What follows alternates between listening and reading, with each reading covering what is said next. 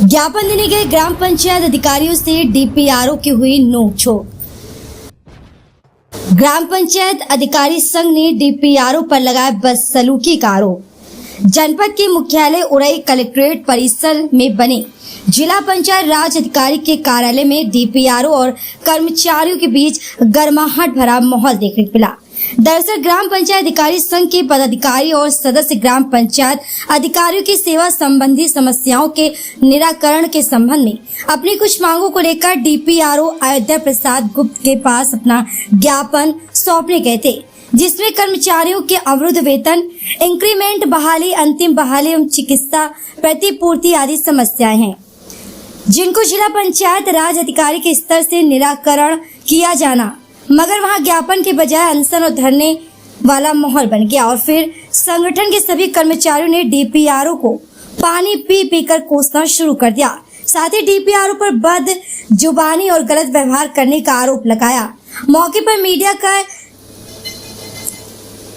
जमावड़ा देख और मामले की नजाकत को देखते हुए डीपीआरओ अयोध्या प्रसाद गुप्त ऑफिस से बाहर आए और संगठन के कर्मचारियों को समझते हुए ज्ञापन लेकर चले गए। अब देखने वाली बात यह है कि कौन किस पर भारी पड़ेगा, ये वक्त बताएगा, संगठन या फिर डीपीआरओ साहब।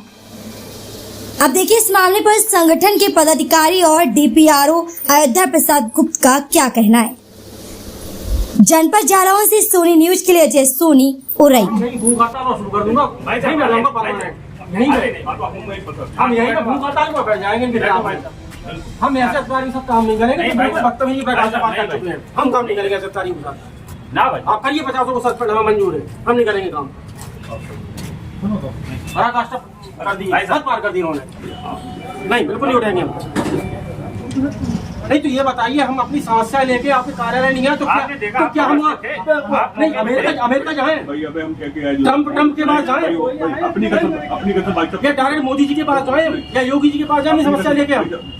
बताइए आप, ऐसा नहीं। अगर ये कार्यालय सक्षम नहीं है करने में तो आप बता दीजिए, हम मोदी जी योगी जी के पास जाएं डायरेक्ट सीधा। नहीं आपका रास्ता वही है।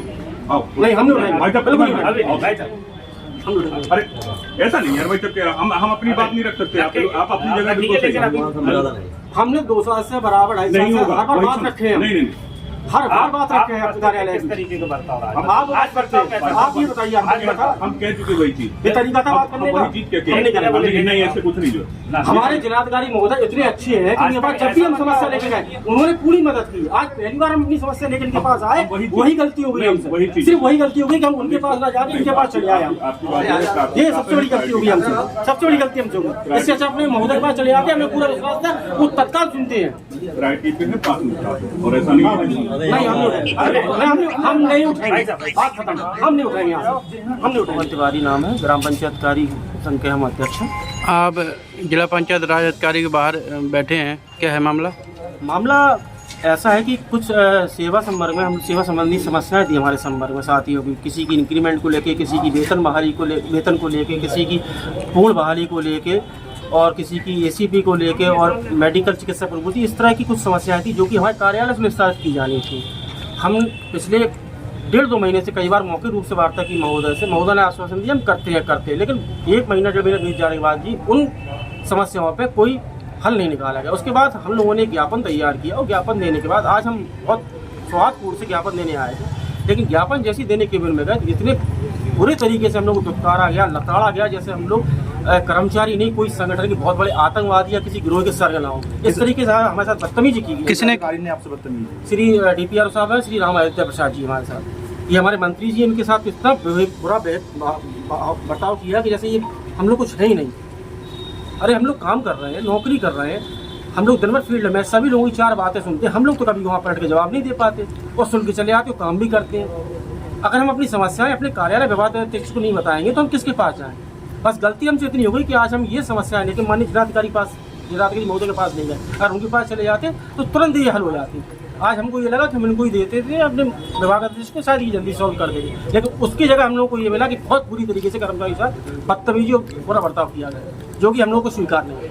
अभी तक कोई आपके पास आया है? नहीं, कोई नहीं आया हमारे पास।